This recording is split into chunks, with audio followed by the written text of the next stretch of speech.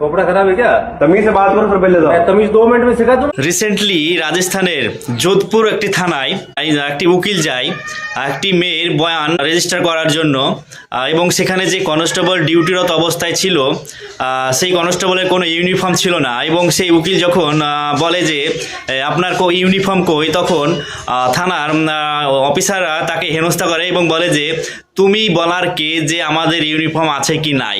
पूछेगा वर्दी कौन पहनेगा, नहीं पहले पूछेगा। तमीज से এই কথাটি বলে এবং তাকে এবং ওই উকিলকে আরও হুমকি দেওয়া হয়, তোমাকে জেলে ঢুকিয়ে দেব।